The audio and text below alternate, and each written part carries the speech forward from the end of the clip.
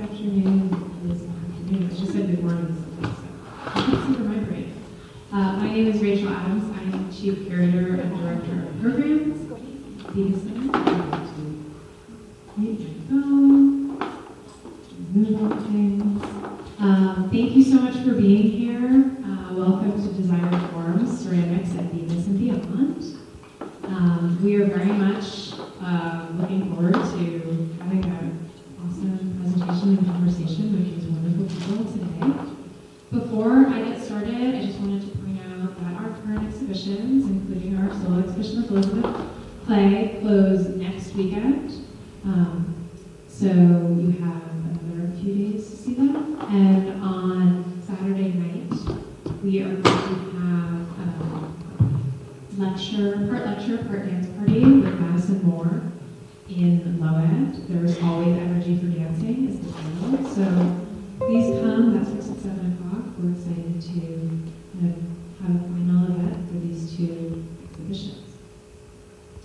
Another wonderful thing coming up. I know you've been looking at all these slides and there's a lot of things. So you can always go on our website and find out more. But on May 6th, we are doing a 12-hour performance titled Canta de Todos, created by Dorian Wood. Some of you may have been here for the closing of Maya Dunas' show where Dorian performed. So Dorian is coming back to present her own work.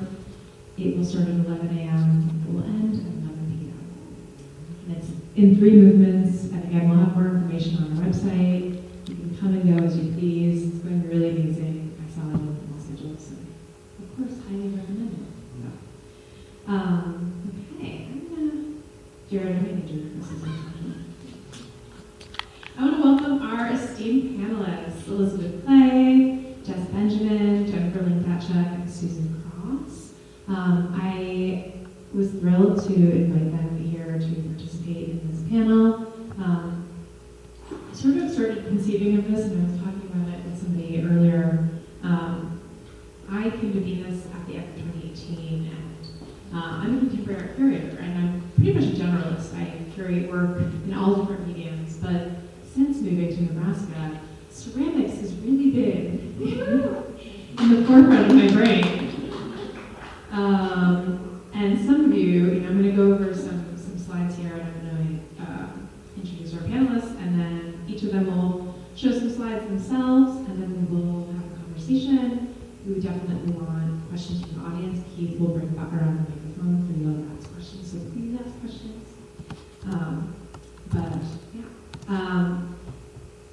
So I was saying, in 2019 when I moved here, I started kind of figuring out the exhibition calendar.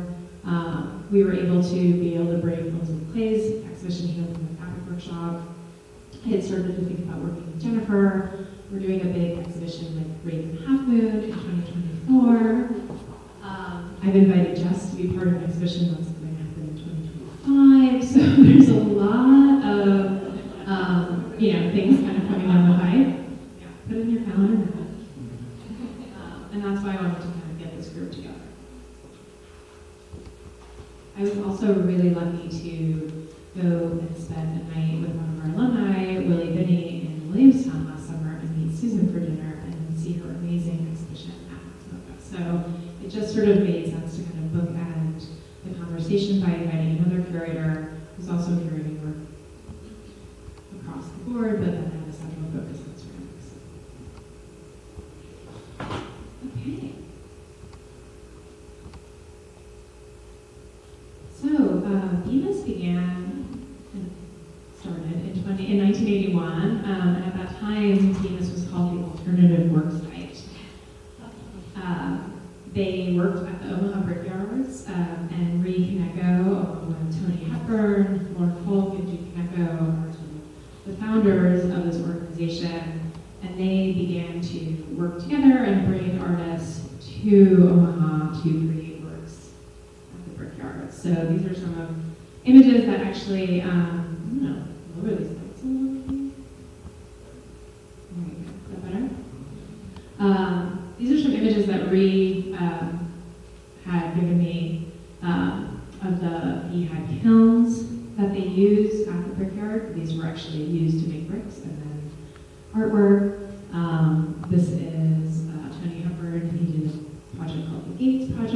I'm just going to kind of scroll through these so you can kind of get an idea of some of, the work that was being made in the 80s and early 90s. This is a picture of June. And it was a really exciting time. They worked there for about 4 years, did tons of projects. This is Judy Lee Ellis and Betty Woodman. So artists that, were ceramicists and other artists that were starting to kind of branch off into ceramics. Here is when June started building his first big pieces, which yesterday we were able to get a tour with our current artists in residence and see actually some of these original pieces that he made. So some of you might look at these and say, oh, I saw this yesterday. June had said, I could make 1,000 little cups, or I could make a couple big sculptures. So that was sort of the beginning of these pieces. And these pieces, I don't know, Jess probably knows, are extremely heavy. Yeah, they weigh more than 1 ton. Anyway, so it is nice to kind of see these images and think about what Bemis was before we moved to the Bemis Bag Company, which is where our namesake comes from. And so here is actually an image of June working on building kiln in the original Bemis building. They wanted to continue to be able to have artists work in ceramics, work with industrial materials, have the space to do that. We were in the Bemis Bag Company building for maybe 8 years about. They built out studios in there and then eventually moved over to this building. When they moved over to this building, it didn't make sense to build a kiln in this building. This building is mostly all wood. So we were able to acquire the building across the street, which is called our Okada building, and that is where our residents currently work and have kilns. But here are some residents that were working in the Bemis Bag building. Juanito Jimenez, again, also working really, really large. Takako Araki, these are actually porcelain pieces where she would print the Bible on porcelain sheets and then read them. And Tanya De Silva. So just thinking about the scale, and I really wanted to bring some women into that world a little bit. I have such fabulous women on this panel. But then fast forwarding to, this is currently our Okada building. So artists are working in ceramics as well as metal and wood and all different things, cement. So this is Jillian Mayer in 2019. So this is sort of when I started. Marcelo Torres. This is in our ceramics space. Dante Hayes, Kathy Liu. So just to kind of give you an idea that, even though our residency is multidisciplinary and self-directed, and people come here to work on a variety of things in a variety of mediums, for whatever reason, and I want to talk about this, people always gravitate towards ceramics and wanting to start doing ceramics or go back to ceramics or just play around and learn new things. So I think now directing the residency and seeing that happening with artists on a monthly, yearly basis, as well as just meeting some really amazing people that are focused on ceramics over the past few years. That's kind of where I wanted to sort of start this conversation and go from there. So Elizabeth, do you want to come up and put this in here?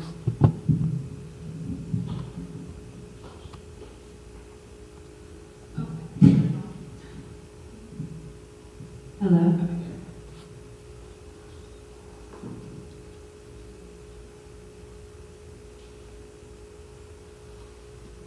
Okay, I started with work from about 10 years ago, and you see I didn't always work in black and white.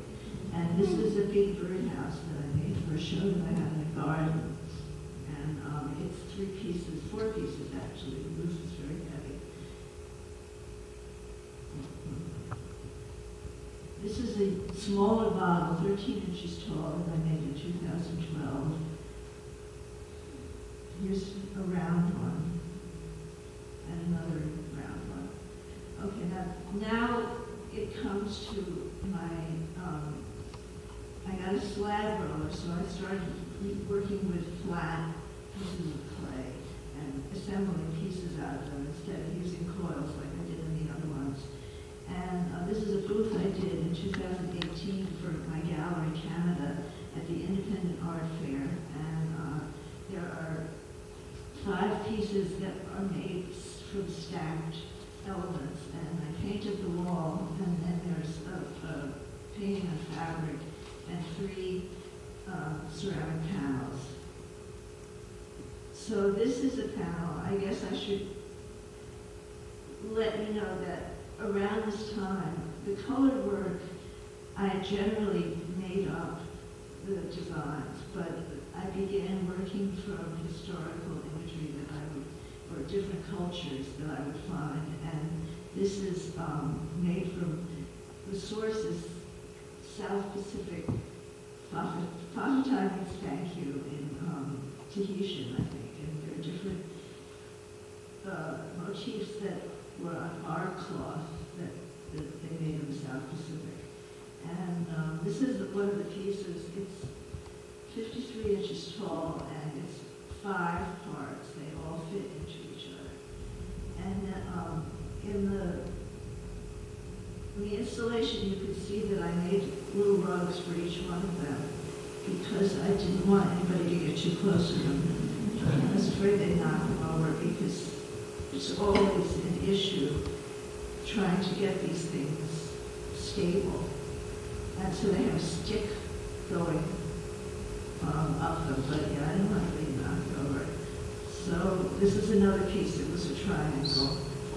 And it's also from the South Pacific things. And then so that was like one exhibition where I started to think about the entire environment and painting the walls and things like that. And then this is a show that I did with my friend Taboo at Gordon Rowe Show in 2019. It was called Garden. And my friend Jacob Robichaud, who has the gallery with his partner Sam Gordon, and I had gone to Italy, and we've been looking at the Roman wall paintings, and we started thinking about what would Taboo do if he did a wall painting. And so we dreamed up this show that was in the gallery with one long room and then 2 rooms on either side. And in one of the rooms, he painted the walls, and in the other room, I painted the walls, and then we put each other's work in there. So these are three planters and 1 stool that were in his room. And then this is the room where I had his paintings hanging within my wall painting that was taken from Roman wall painting architecture. And this is a fountain that I made for that. It actually works. I mean, sort of wonky, but it works. Jacob had to, take all these coins and pieces of wax to get everything balanced right so that when the water turned on, it would come out from one side and not, from both sides, and not just one. And yeah, it was really wonky. But not this one, but another one. Actually, somebody bought it and contributed to the. There were 2 fountains and contributed to the museum, which I could not believe. And yeah, I'm still shaking my head. So this is something from 2019, a mailbox shape. Just finding different ways to bend the slabs and put them together. So then I kind of cut back on the stacked pieces. And the last 2 I made are in the show. So this is after the Fabric Workshop show. So I did not include the slides of the Fabric Workshop show because it's right there and you can see it. So these are from 2021, and they're also slabs bent in different ways, and maybe simpler. And this is an installation I just did in November in Kyoto at the art fair. And I started painting on cloth, like really big pieces of cloth, and I don't have them in my studio. So what I have to do is paint 1 row, like roll it up, paint 1 row, let it dry, roll it up, get to the next one, and I don't really see it until it's hung up someplace big enough to hang it up. So that was that installation. And this is my current show at Canada in New York. And I'm very happy with it because what I wanted to do was really tweak the whole space. And also, I didn't want to overpower the ceramics. So I finally came up with this idea of putting a skinny band across the top of the back wall. And to me, that turns the space into a sunken garden at night because up there is a dark sky. And then I put the flight of stairs on either side. You can't really see the slides, but it stretches across the whole room. It's really hard to photograph. And then the stripes with the change the area of the wall. And then there are the wall paintings. So the images on the wall paintings are taken from very subtle patterns, really small ones. And the sculptures were made in Guadalajara, Mexico. I had a residency down there, and they're kind of bigger than what I had done before. And they also, this one here is that one is 4 pieces. So it was one piece, and then the one on the right is 2 pieces, one on top of the other. So, yeah, so that's like my ongoing thing about making a room that changes the architecture. It's kind of like a garden.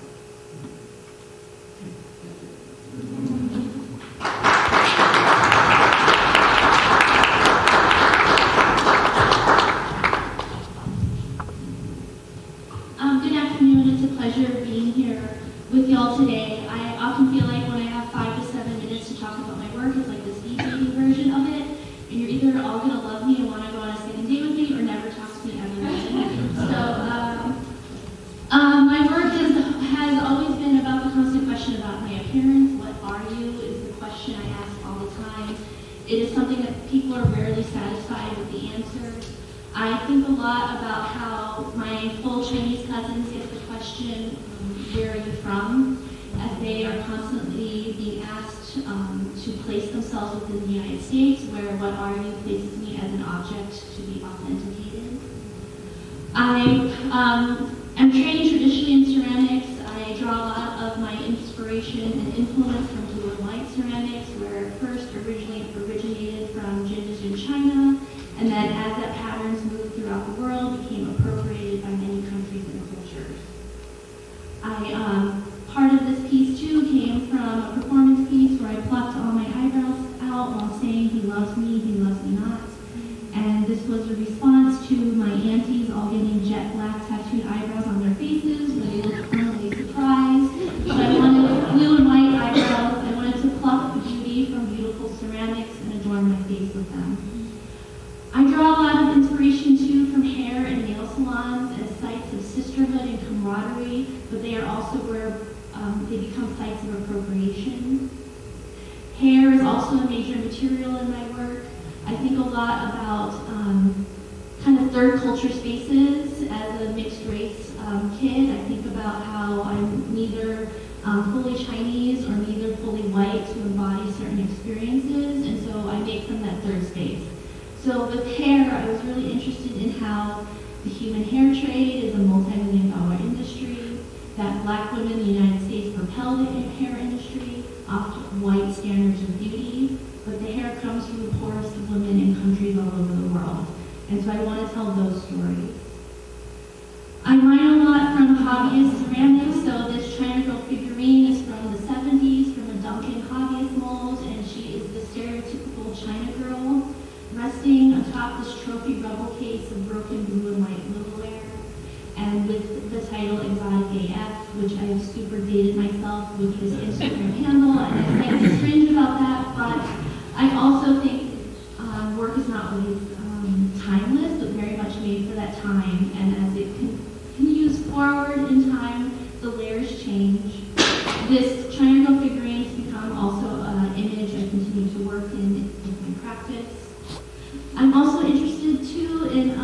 walked into an Asian home nail salon and I said, give me blue and white nails, and they went, oh, like the pottery. And that's what I love, that every niche has an understanding of other niche subjects and topics.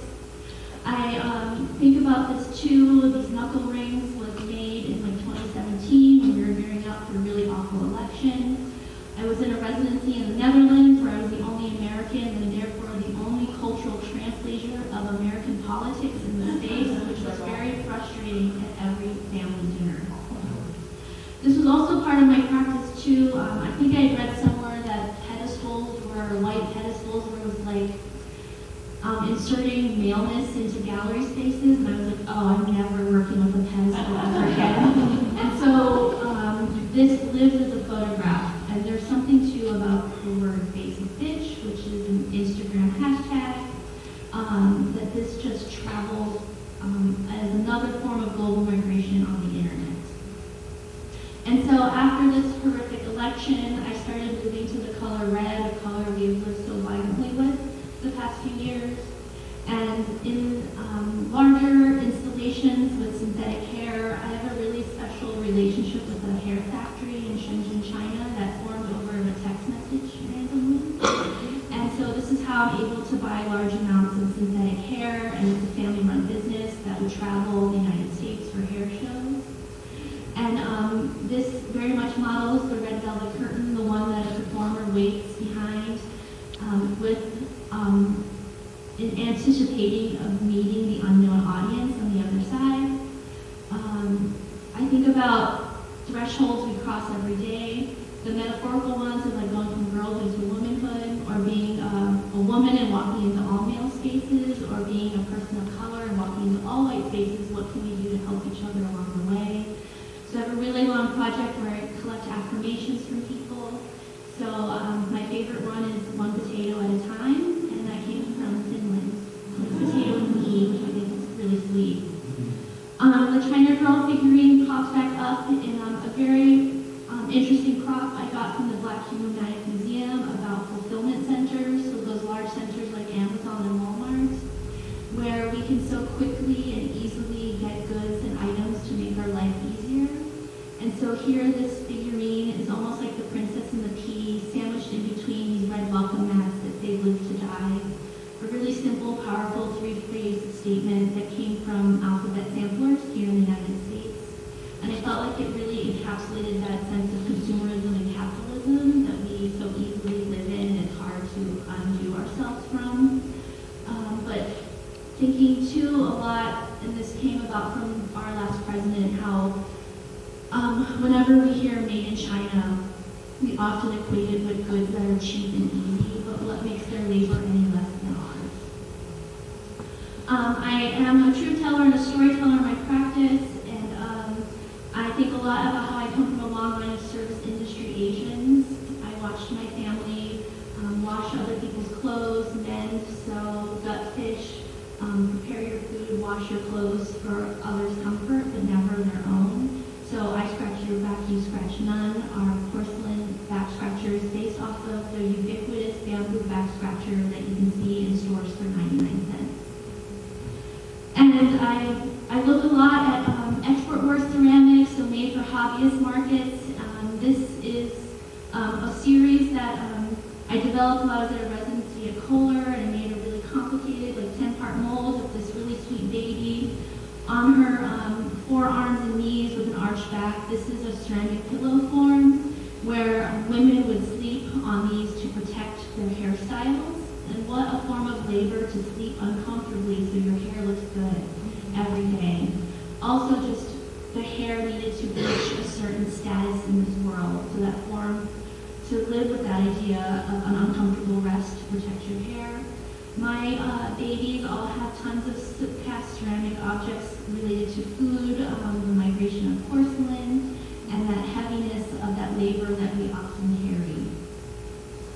I keep mining other materials, so I'm really interested in like this hobbyist, slip casting colors for porcelain dolls. People still make porcelain dolls, y'all.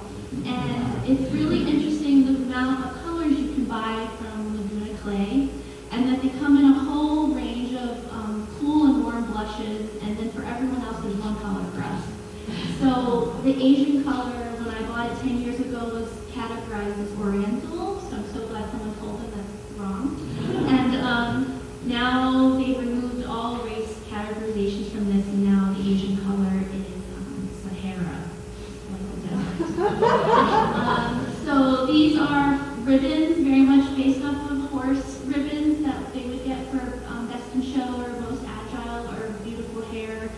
And I think a lot about girl culture and how I absolutely loved horses growing up. I grew up in Brooklyn, New York. I never saw a horse, but that's because horses and Black Beauty was my favorite book growing up. But so many young girls love horses because they give us a sense of wildness, of freedom, of running through open spaces. But then we get tamed so early in life. And so I think about that too. What I love about this piece is wherever it goes in the world, I always get the sweetest pictures of young kids trying to find themselves in it. I think about creating spaces for difficult conversation. Babe cave is my version of a man cave because I hate that men need their own protective spaces within the household because domestic spaces should be shared spaces. And so in my babe cave, there is a large blue and white table that I worked with in collaboration with a table and stool factory in Jennington, China, and developing my catalog of visual imagery. I love that the uterus is our sexual reproductive organ that is so boldly on everything. I just wish people understood how it works. To the Venus of Willendorf, who has become like Beyonce at this point in the world. She's so amazing how her image travels. The peach as a Chinese symbol for longevity. And the chrysanthemum, a flower that survives the first frost, so a flower of survival. I work also on performance-based pieces, just as a way to bring other context to working with the material of porcelain. This piece will be here for my exhibition here at Bemis, opening on May 20th. I made this before the horrific abortion bans coming throughout the United States, but I saw it coming in my state of Texas.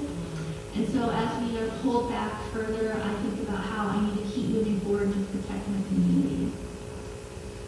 And like more ideas of protective spaces, so garnitures that live high, where their braided handles barely are reachable, like how can we protect young girls in this world? To other vessels up high of garnitures celebrating our elders and how they've done so much for us and how I seek so much of their advice as we enter the world. And how I often try to reclaim phrases or statements that are so spoken often in this world, like love yourself long time, or after the me love you long time. And I think about how can we keep doing this hard work if we can't love ourselves. And this will also be here on display in May. I want you all to consider whose stories you're telling in this world, and that I want you to treat everyday objects as monuments to overturn. Thank you.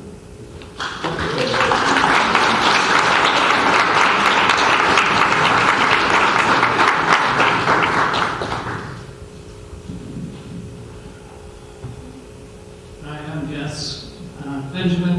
I was born on the 100th meridian, which is the split in the United States where everything east of the 100th meridian, you guys receive rain, and then everything west, where we grow all of our food, it doesn't rain.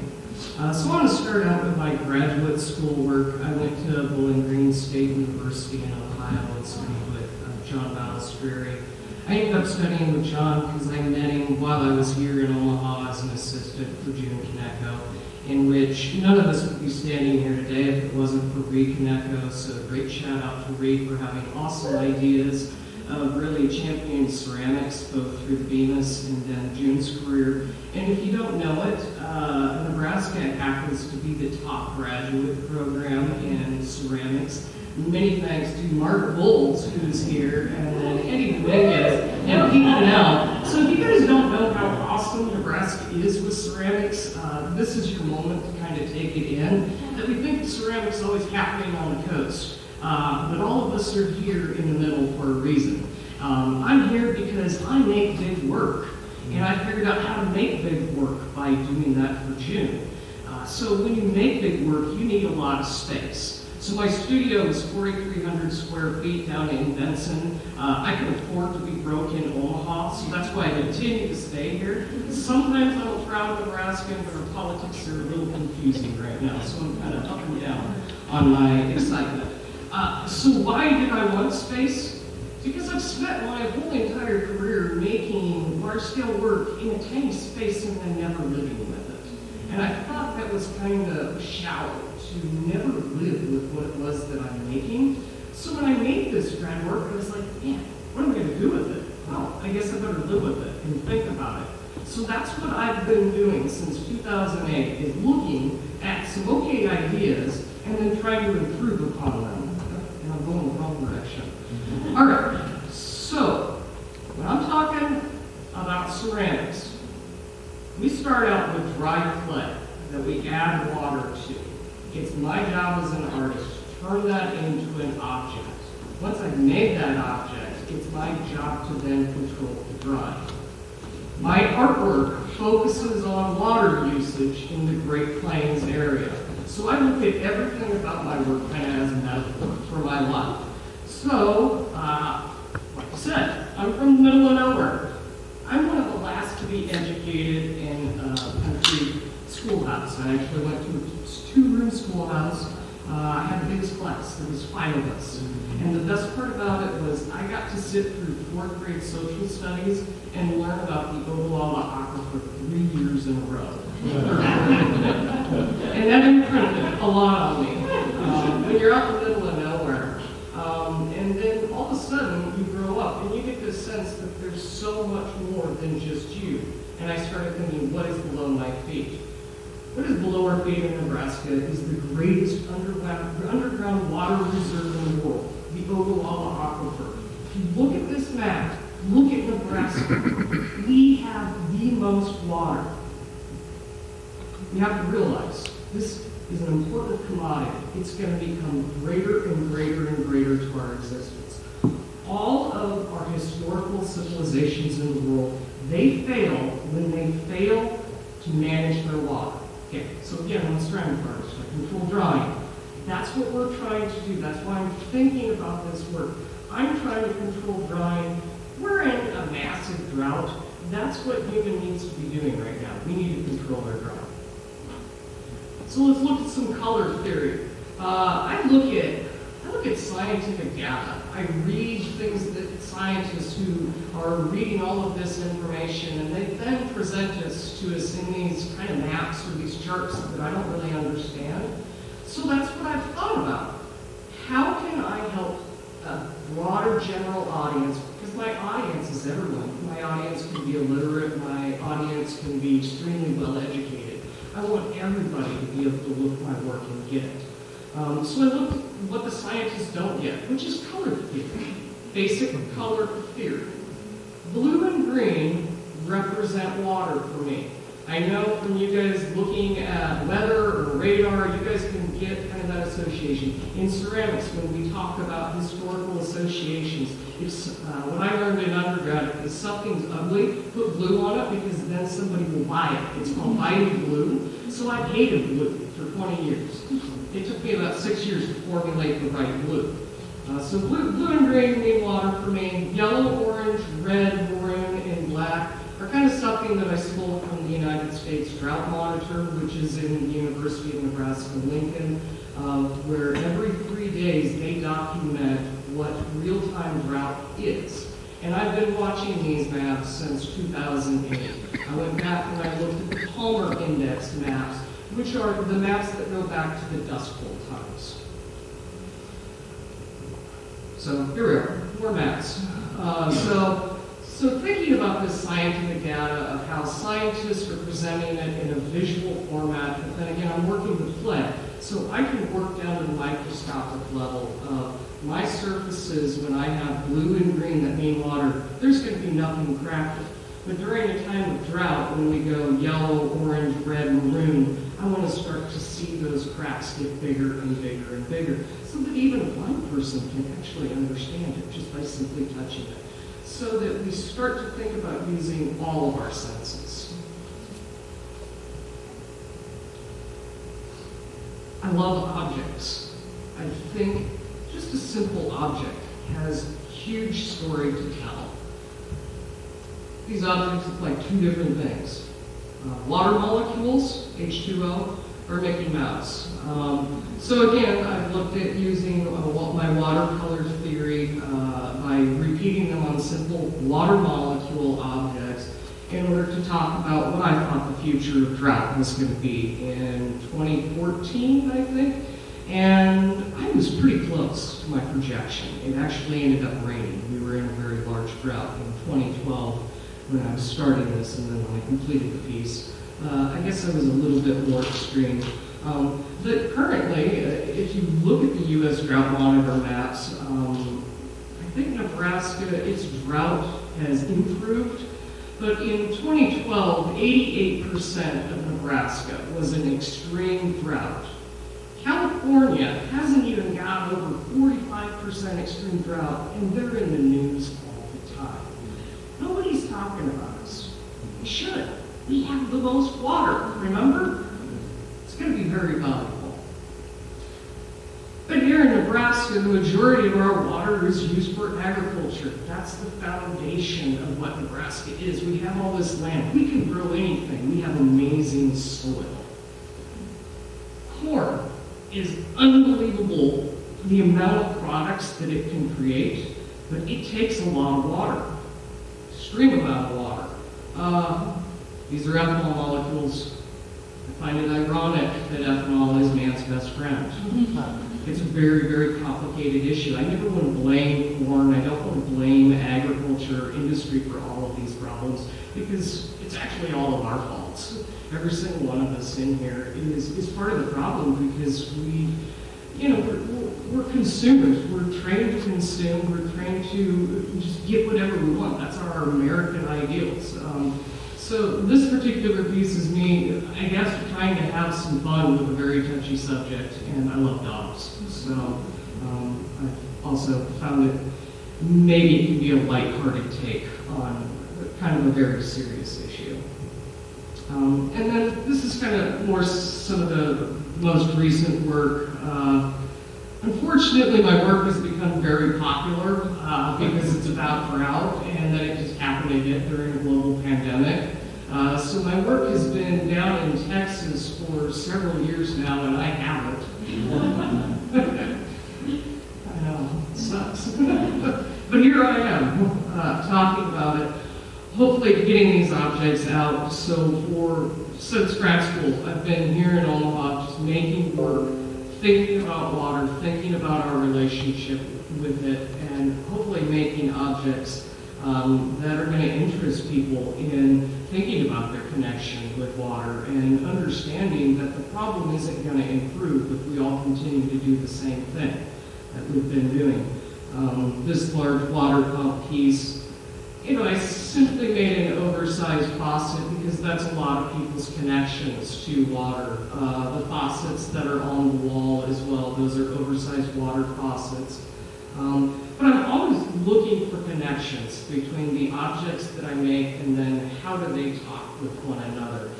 And probably my most important two objects that I've focused on, and I think they're really cool, are these jackstones and then intake towers. So jackstones and intake towers are important because we're never supposed to see them. They're supposed to be underwater. So in the 1930s, during the Dust Bowl, we built lakes and dams to store water for our future so that when we had another drought, it wasn't going to be as catastrophic again. And we've proven that. This last drought that we've just weathered was far more severe than Dust Bowl conditions. And we've weathered it better because of these structures that have been made. These structures were all made by my grandparents' generation, where everyone was put back to work and we were all employed and we were working together for a better future. These objects are shown. They're extremely exposed. Lake McConaughey, the Morning Glory Spillway, you can walk out to it and touch it, which is great for me because I walk out on the face of the dam and I take three-dimensional scans of jackstones. I can print them out in small versions of ceramics. I can go down and I can photograph jackstones. These jackstones are a 6-pointed tetrahedron. What they're designed to do is lock together to form a uniform layer of strength on the face of the dam. So when a lake is full, we don't see them. But I've been looking at these jackstones for a very long time, and as they break down, they're telling us the story that's happening out there. We're breaking down. The urban population can identify with broken concrete because we drive around on broken cul-de-sacs and broken roads on a daily basis. So my urban population understands that these are objects that are breaking down. Maybe they don't understand it for water, but hopefully when you connect it with the rest of my work, you're starting to think, what is this artist talking about? She's got towers that are fully exposed. So currently at Hoover Dam, we're in shortage condition. Basically for my entire lifetime, since 1983. So let's imagine my parents are from the baby boomer generation. Their whole entire lifetime, Lake Mead, out there at Hoover Dam, out there at Las Vegas, has been at full capacity their whole entire lifetime. And then I was born, a Pisces, and it just stopped snowing out there. So 1983, since that, we've been going on decline. That's because it hasn't been snowing. And that's because there's so many of us people living in the wrong areas.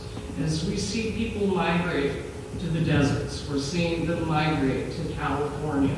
We don't have the resources for that anymore. So as much as I'm kind of scared about it, more people should live in the middle of this place, because we're going to be able to manage our water because we have more of it than what they have. Currently, the intake towers at Lake Mead are about 200 feet exposed.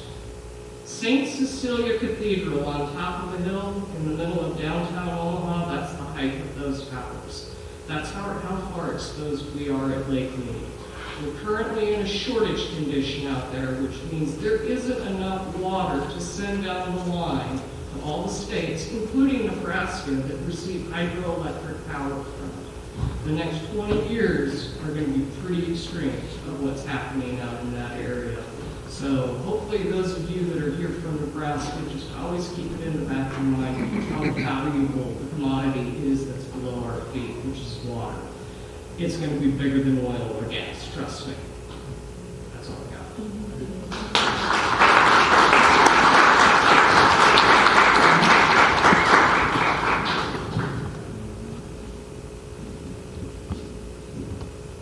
Hey everyone, can you hear me? So I'm Susan Cross, as Rachel mentioned. I'm a senior curator at MoCA, the Massachusetts Museum of Contemporary Art, which is in the Berkshires. It's a repurposed 19th century industrial factory complex. It's now a contemporary construction. It's a lot like Bemis, if we're right at home here. And I curated an exhibition called Ceramics and Expanded Data, which actually closes tomorrow. This is a really nice opportunity for me to share it with others and say goodbye to it. I think while I was talking about the reason for the show, I'll just scroll through so you can see the 8 artists that were included. Like Rachel, I'm a contemporary art curator, so I'm a generalist. So I love ceramics, but I'm not an expert in it, so I've learned a lot from this exhibition. But like most of us, I've lived with it, through my life. We eat off of ceramics, drink out of it, we walk on ceramic tiles. It's really part of our everyday lives. I also grew up with a lot of ceramic artists with kilns in the house. And what inspired the show was about 10 or 15 years ago, I noticed that I was seeing ceramics, out in the world more than usual. For so long, it was Betty Woodman at MoMA that I saw, and then suddenly the world caught up to places like Bemis and Nebraska, where ceramics are so important and so embraced. For so long, I think, like the mainstream art world considered ceramics craft or placed them in an ethnographic framework, but it's a material like any other. And my title actually speaks to the notion that ceramics, the way most artists work with them, is they're not silent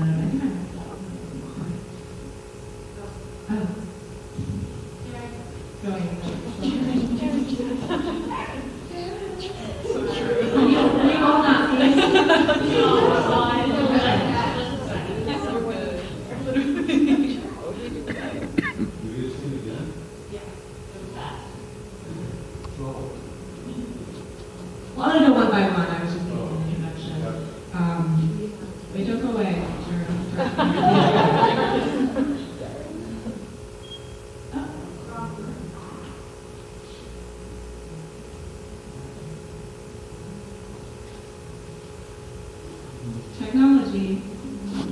There you go.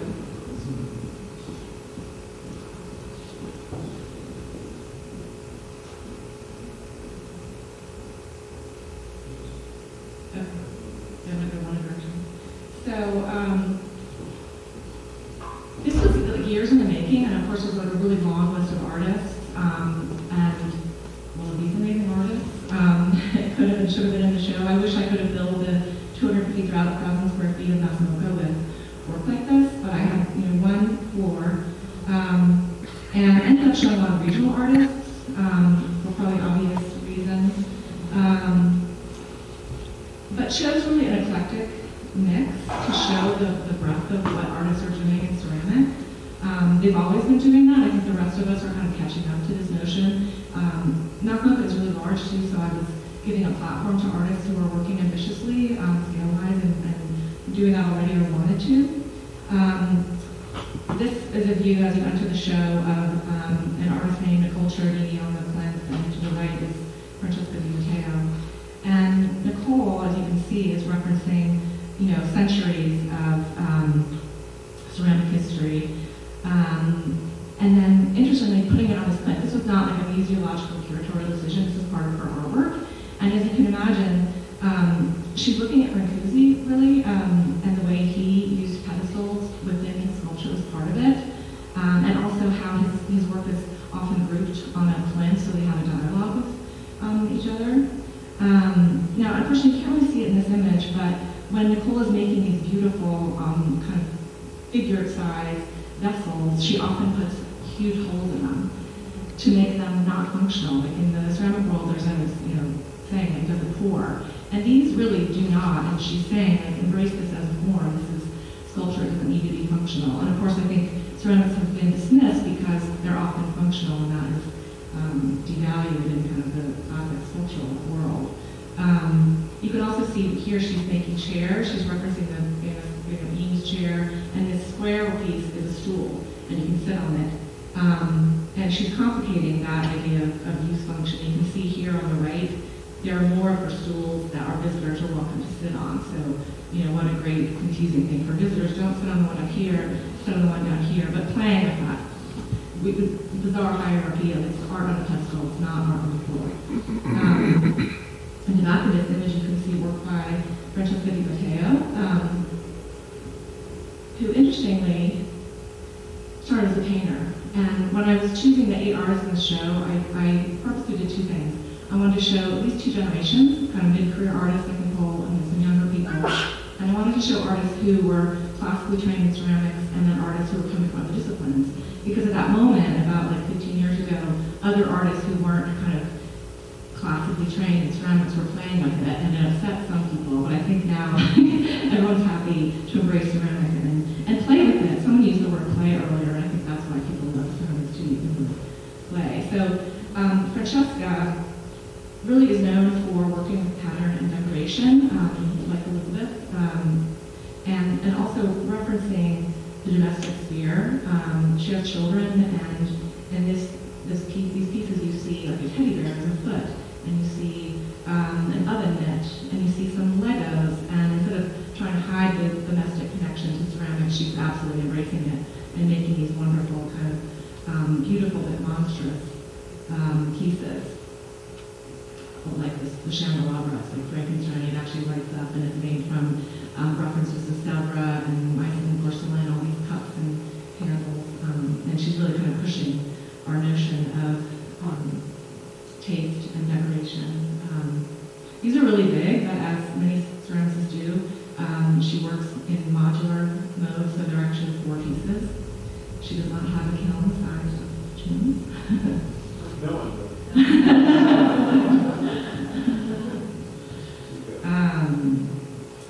Then this piece, which really, all good art, you cannot photograph it. This is an installation by Linda Sorman, and it looks like an object in this photograph, but it's really an environment, and you can walk into it. And this is the first time that she used a video. And I chose a lot of artists who were working with ceramics with other mediums, painting, sculpture, printmaking, and video. And it was really a special moment that she could do this. She always wanted to work in video, and almost pulled out the video a month before installation, saying, "I'm not a video artist, I can't do this." And I said, "Please do it." And it was really successful. And this piece is really referencing her family history and Asian diaspora. She's both Chinese via Thailand and Indonesia on her grandfather's side, and a lot of the stories from her family are embedded in this piece,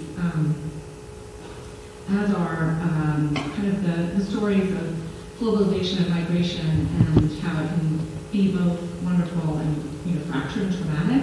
One thing I learned doing this show, which a lot of the artists are making new work, so I was processing it as I was going. A lot of them use fragments, and of course ceramics breaks. That's why a lot of people I think are afraid to show it.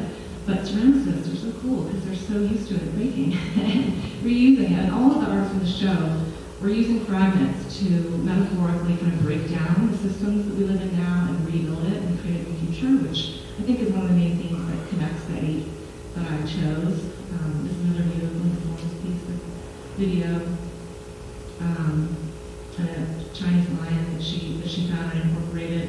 The small image with the hole, actually I wish you could see down, if those of you who know PS1 with the bloody wrist in the floor, she actually put videos in the floor beneath the installation.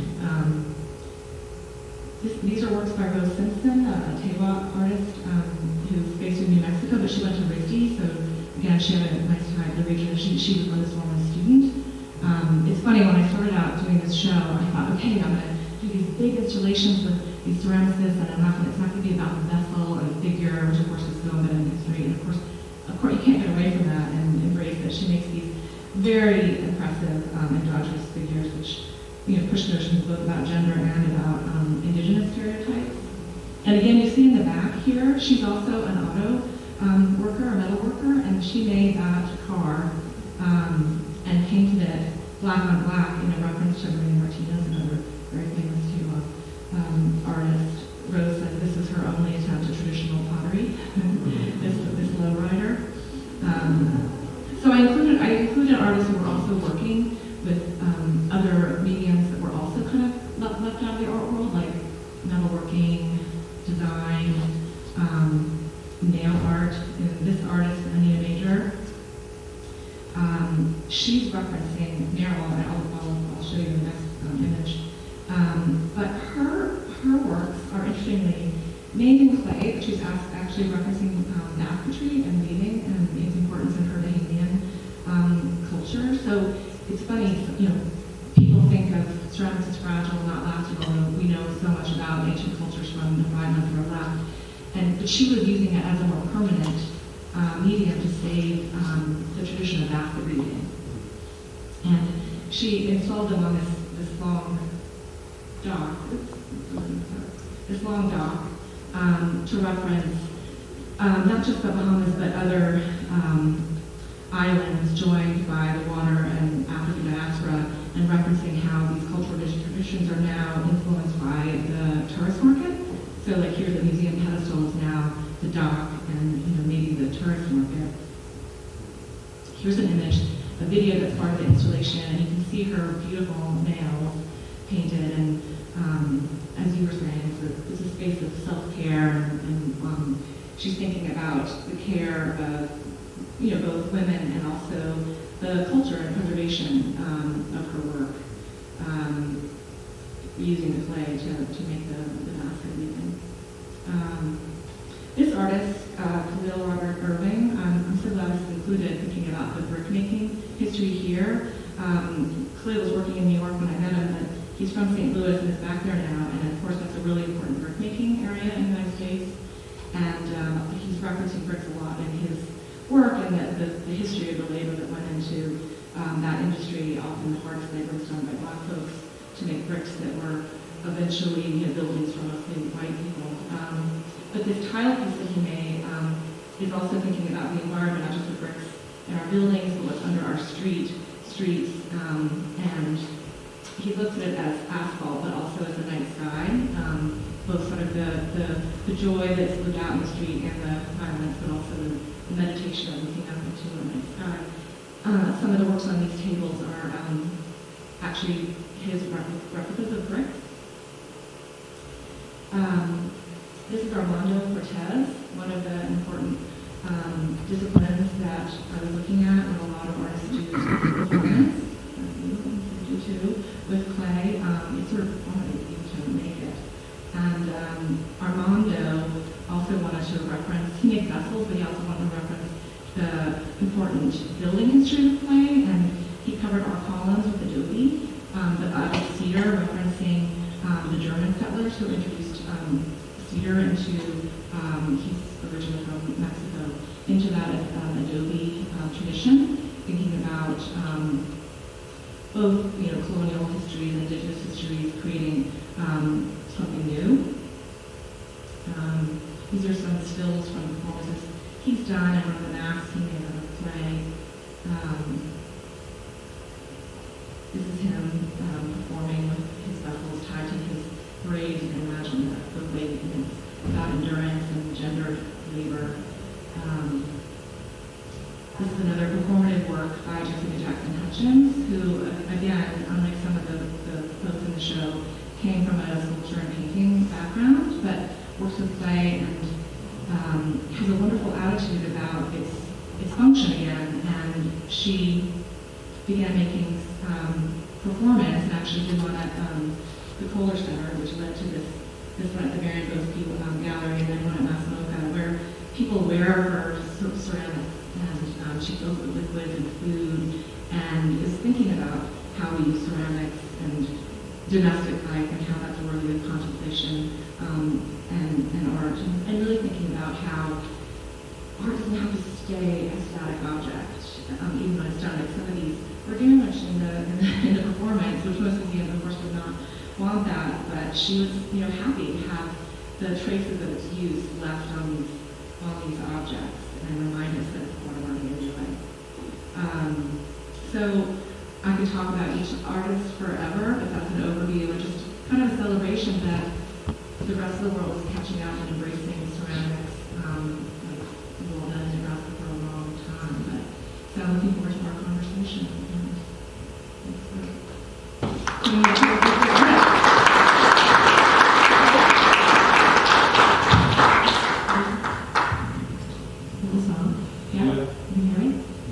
Thank you all so much, and also I would be very happy for you to continue to talk because it's so nice to see your work. And I know we're running a little bit later than we wanted to, so I do want to open it up for questions, but I think I just want to sort of jump it off and hope that maybe all three artists, and even Susan if you want, can kind of just, I love the fact that Susan, you talked about play, and I think Jennifer also talked about play, and the idea of play. What is your favorite thing about working in ceramics? I know it's a really maybe simple question, but it's something that I've been thinking about a little bit. It's remembering my own childhood. Okay, Jess, take it away. I'm ready.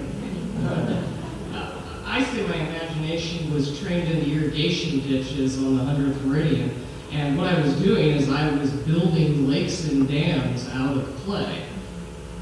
So that's what I'm still doing, and that's the greatest thing for an artist, for you to just continue to use your imagination to solve problems that life puts in front of you.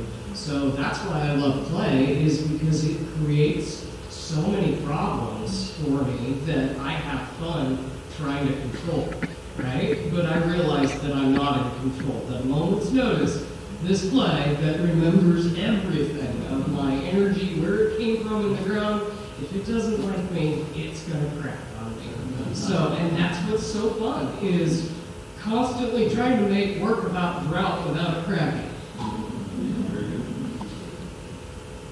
I think for me, it comes from just working with a process-oriented material, and I think it's, part of the play, and this is my work can seem really heavy and deal with really trauma, heavy topics, current events, girl culture, But there is a sense of discovery in that material of porcelain, and I know people often ask if I work with other clay materials, and it's like everything starts from porcelain for me.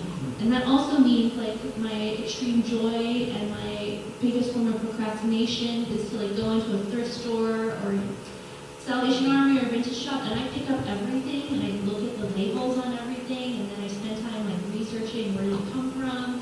You send me to a hoarder's house, or if like I have a friend that I have lots of friends that are like moving, I roll up into their house to see what they're gonna throw away because I'm just so interested in the history of objects.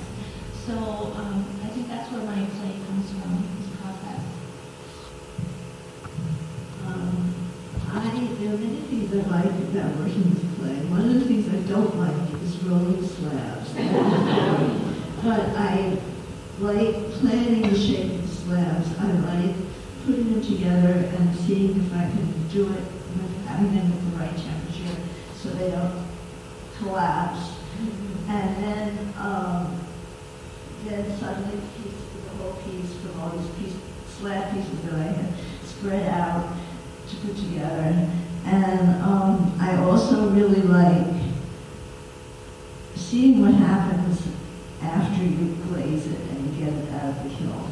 I mean, my work definitely, I'm doing something that the clay doesn't like. Because by the last firing lately, especially since I started making more complicated shapes, there'll be a crack. So, a big crack too, but I have somebody to fix them for me. But I really like the texture. I like seeing, because I didn't say that black that I made is from a layer of cobalt and then a layer of black underglaze. And then the particular glaze that I use reacts with the cobalt. So I have fun varying the amount of glaze, and then once I get it out of the kiln, unexpected texture drips, blue here and there. Essentially, it's very pleasurable. I really love that you brought up the surprise of opening the kiln, because I still think no matter how long you've worked with this, it's always either a lovely surprise or a heartbreaking one, even when you think you've had figured out your process. And I think I don't think painters get that same experience. I'm sorry, I always like to rag on painters because the immediacy of having and seeing everything come through and be so present is such the opposite of our chosen material. I don't know, when you paint, sometimes you start painting and all of a sudden something happens and you're surprised. I hate the surprises. I want to control everything. I want to scientifically test and prove my color and my process, and nothing will ever change except me, the human, that screws up and puts it on too thick. That's the only time I'm ever kind of surprised there. And I'm opposite of you on clay. I detest porcelain. When I start with clay, I start with rock more than clay. I want to feel it in my hand reacting back to me, so that when I take a fork or a knife and I go like that and I make my mark on it, it's marking back with me. But porcelain, it was just, there was nothing there for me. I'm here to dispel the rumor that porcelain is the hardest of clays, and it's the thing that every student comes up to me or every person starting out oh, I just heard porcelain was harder to work with. It's just a different level of patience. And also today remembers every part of your touch or movement. I say porcelain is the best friend that you wronged once in your life and will never let you forget it. And so that's my relationship, and I am here to work through all the problems with it. Yeah, and I like working 3 inches thick. I could never do that with porcelain. So. I hate porcelain too.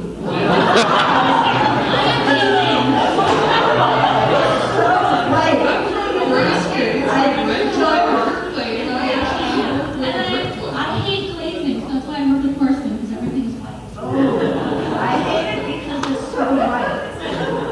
I like red clay because it's white. Every time clay people get together.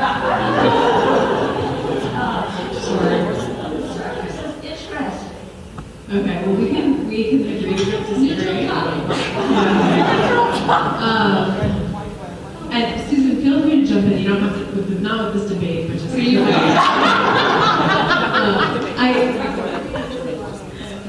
Because not one thing, and it can do whatever you want it to do, and be pristine and fragile, or be like tough and strong. And I think that's why it is so exciting and it's transformative. And anyways, I agree. I'm sort of thinking my next thing that I wanted to kind of talk about, and then maybe we can open it up. Is just this idea of that dichotomy between like fragility and strength, because I know Jennifer, you talk about that in your work, and I think that you do too as well, Jess, and even Elizabeth, you do as well, just in thinking about how you're putting things together. So I don't know if I have like a specific question, but just in thinking about clay and ceramics and sort of working between finding that fine line of making it work. Maybe it is the only medium that sort of has that. Maybe like we don't have to run containers, but but yeah, I'm curious. Your own thoughts about that medium, like about maybe it is the surprise, maybe something does crack, but how you kind of work through that and work with it.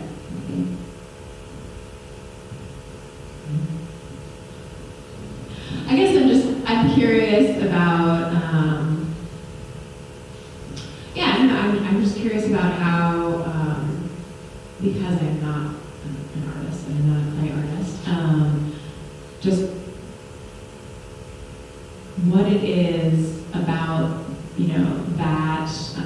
that medium, and maybe Susan already were going to answer this question, but what it is about that medium that we keep going back to, and that the idea that, the rest of the world is sort of catching up to us in that sense now, or catching up to you all because you all have been working in this medium for so long, but the fact that you don't know what is going to happen, and how dealing with that, as an artist, how are you sort of dealing with those aspects of the unknown, even just if you're saying it's my error, human error, or if it's the clay's error, how do you sort of handle the fragility / strength issues?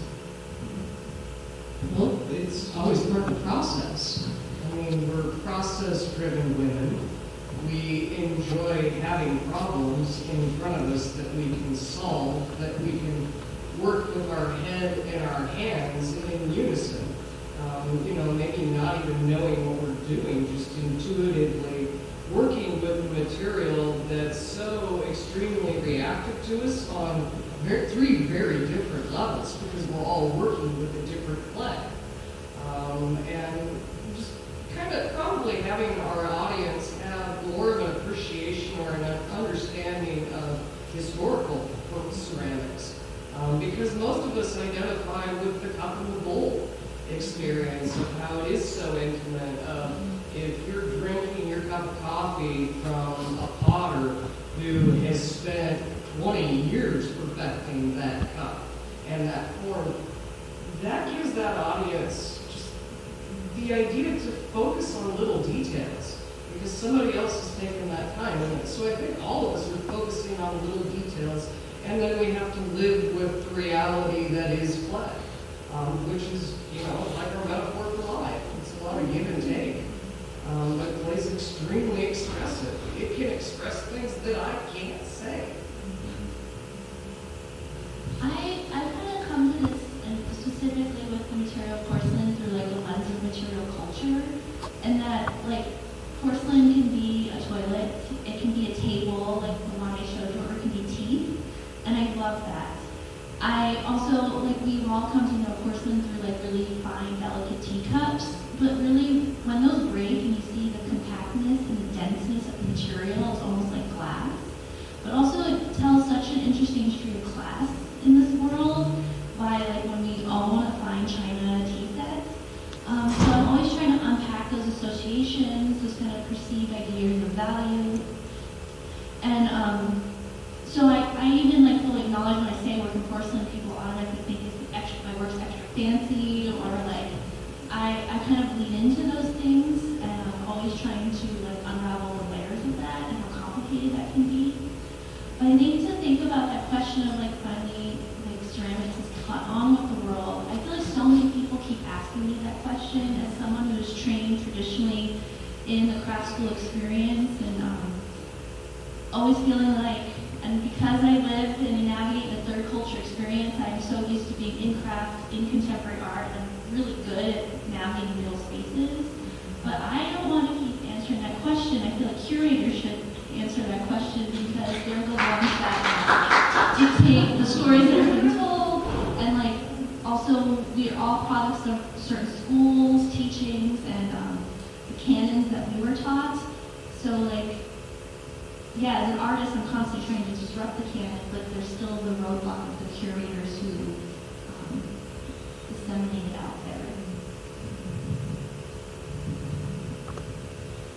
I was talking to somebody last week, and they were remarking that they could always tell if the person who was looking at the work in the gallery was an artist, because the artist would go right up to the art and practically stick their nose in it, trying to figure out how it was done, while the spectator would stand back, even not an artist, but just look at the whole thing.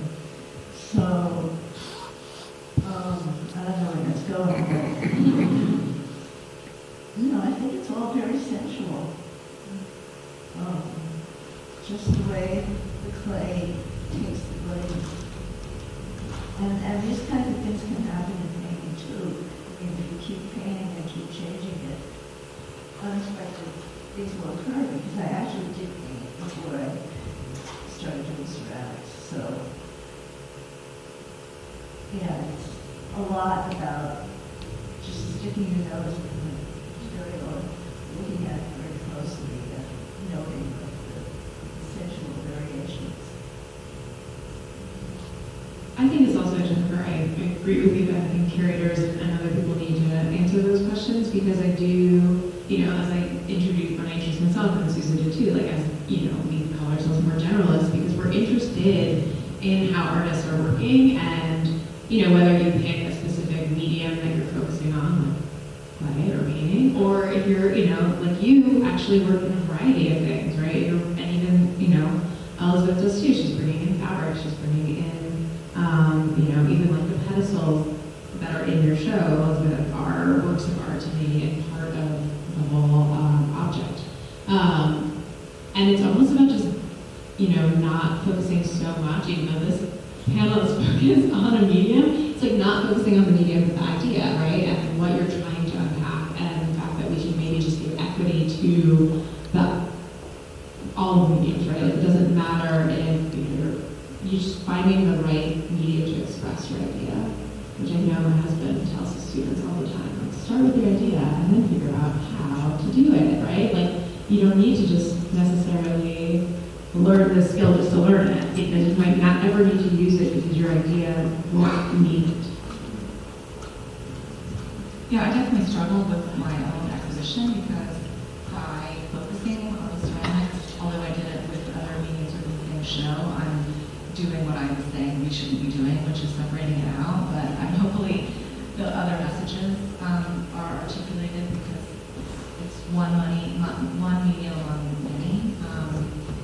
But yeah, it's a good point that you made. It's also in the schools, and a lot of the students who come to the exhibition, to know about Maria Martinez. So it's the curators and the museums, and also the schools that need to break apart the canon and more limitless, that history of painting. We would say for decades that we're breaking down our art piece. It's taking a long time.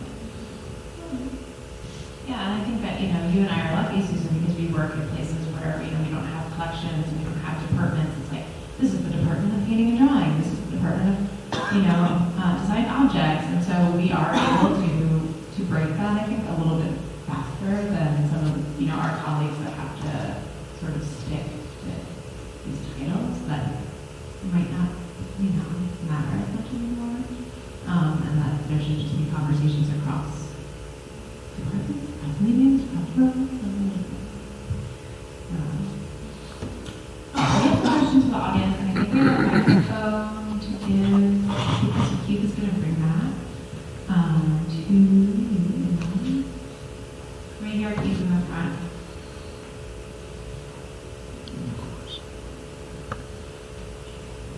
Hello, everyone. Thank you for such a lovely presentation. I'm curious about the connection between your practice and also perhaps the educational component to what you're teaching, or how that kind of connects to in a gallery or a museum, how education for yourself, if you're curating something that you don't know as much about, how that adds to your generalist understanding, and then for the panelists, from the artists, like how education is,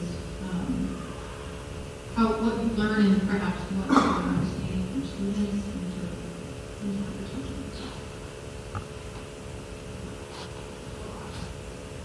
I think about this all the time, is that everything I learned about Asian ceramics, I learned from white male potters. And that when I was in grad school, I was told to make my work look less Asian.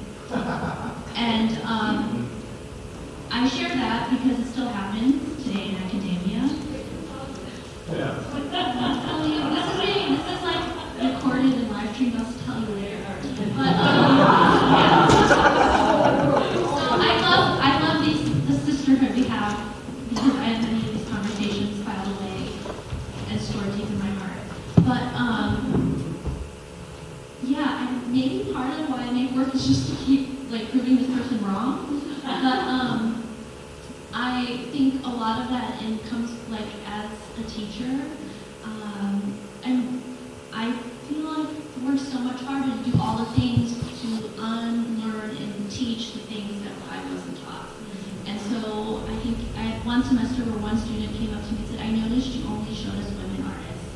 Like, how did that make you feel?" And I was like, "That was probably a good thing."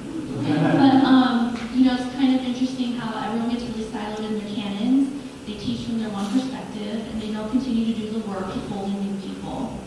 Recently, I was at a ceramic conference, and a really amazing ceramic elder was really upset that no one, he was complaining that the younger generation didn't know who Robert Armerson was. Which, yeah, get it, he's here, but also 50 more years of history has happened, and he couldn't think of one woman that worked alongside that time. So I'm okay if students don't know who Robert Armerson is. They'll find him in a book one day, but there's also seriously 50 more years that have happened since then that are worth acknowledging and telling those stories. Yeah, I mean, I think just, on my end, it's being able to, meet people both in my community that are doing this work, and also, be able to look as much as possible. As hard as that can be sometimes, whether that means physically going places, or, just spending hours on our favorite, application of Instagram and just scrolling through and sort of seeing, who people are sharing, because I think that's always when I, a lot of times when I do studio visits, it might come down to who have you been looking at, or I'm sharing artists to those artists, being like, oh, I really think you should look at this person because of the technique that you're doing, or just the subject matter. And so that sharing, I think, is really important. And yeah, Robert Armerson is great, but exactly what you said, there's so many other people, and there's thousands and thousands of people that are making really interesting things that we're just not seeing because we might not be there at the time. So how can we sort of share that wealth and spread it? It's really a lot of word of mouth. And also you can look through the Bemis alumni website. We have a lot of really amazing artists that have come through here. Just a little plug. All right. I was never educated by any females. All of my professors have always been male, whether that was undergrad, in my apprenticeship. I've done nothing but work with other males. I've never worked alongside females. So there just isn't a lot of opportunity. We look again at our education systems. The major demographic for your ceramic major is, I think, over 60% female. And then even less of that goes to grad school. And then even less of that is the tenure track position. If you're a male and you're in ceramics, white, even better, you're probably going to get a job, no problem. But the rest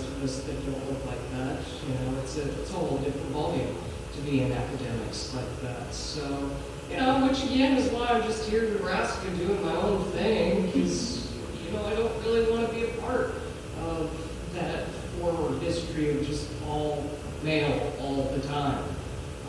But when you look back at my work, it shows. I mean, my name's Jess, kind of for a reason. My real name's Jessica, but I figured I would have more opportunity if people wouldn't know if I was a woman or not. So, and I often get that.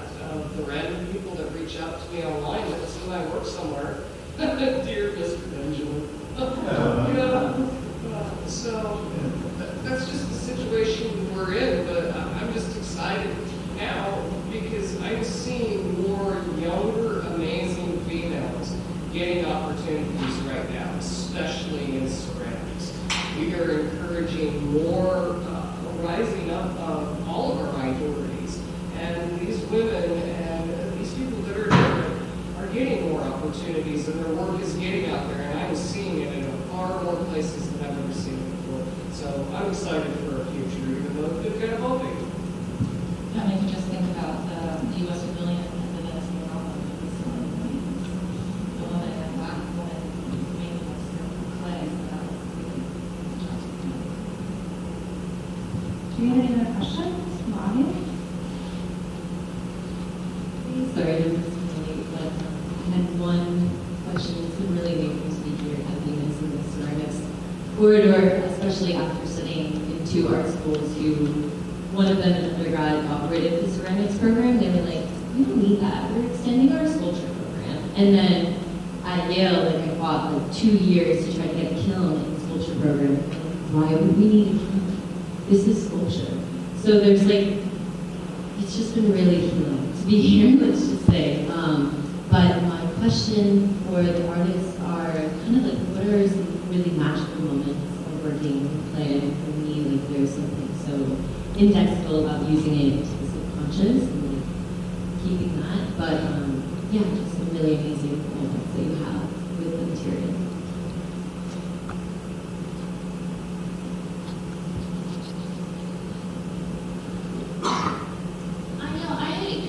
I'm definitely an artist that doesn't go in the studio and just picks up and squishes and makes. I come in with a plan, which sounds unromantic and not sexy at all in terms of my practice, but I think, and I kind of like the pain and torture of this too, which says a lot about me, but I like when I'm trying to figure out how to make something and it's really weird and ugly, it's not coming to fruition yet. I like problem solving through that process, and that's where I can't sleep because I'm obsessing about how to make it and how to it's not coming out the way I want, but I know what the end result looks like in my head. So it's that middle space of going through failure that I think is really magical for me.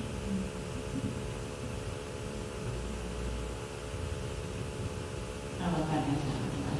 So I think that's part of, being an artist is just having that experiment, having to experiment in order to get to the place that you know it is in your head, right? I see it. I know I can get there. It might take 2 months, it might take 2 years, right? And maybe, it might take your entire lifetime, but it's pushing you to get there, and I think that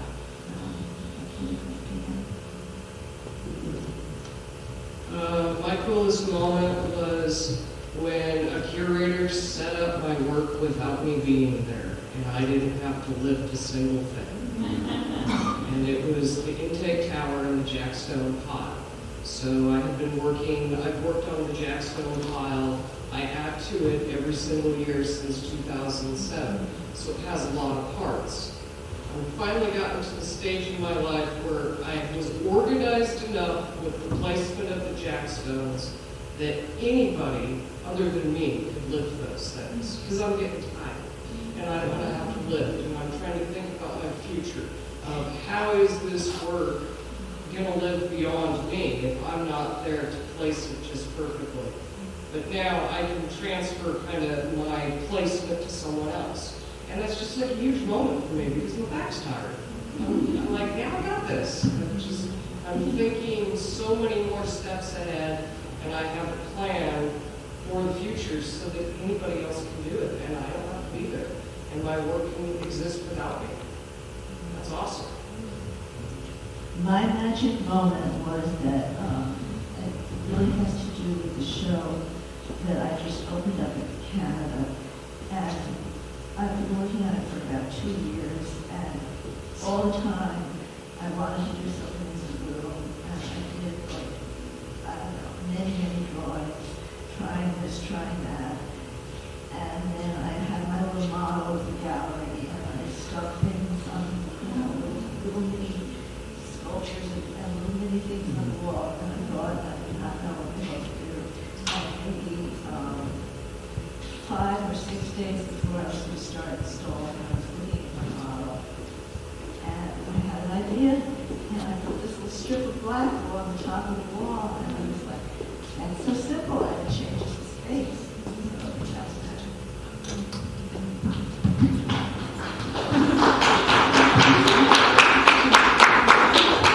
Thank you all for being here, and I think that's a really great place to end, and I'm sure some of you want to talk. I have a question. Keith's question. First of all, thank you for being on this panel. I learned a lot. I don't know anything about ceramics, so appreciate the insight. This question is for Jen. 2 things. 1, I love your boots. And 2, will you ever restock with dye rugs? And can I get one if you do? I'll bring one back in May for you. Thank you. Yes, I have a whole part of my practice called the Porcelain Power Factory, where I take the really racist and sensitive objects of the past, and I remake them to reclaim the narratives, and I have these really amazing live-to-dye mats. I now have Love Yourself Long Time mats, which was part of, I'm a one-person factory and I can't keep up. So, yes, I will restock them. Thank you. Okay, I want to give a plug for this amazing book that we just got of Elizabeth's show. So if you're interested in purchasing one, you can talk to Jay at the front desk. They're really beautiful. It has images from both the fabric workshop and from Bemis, as well as a lot of other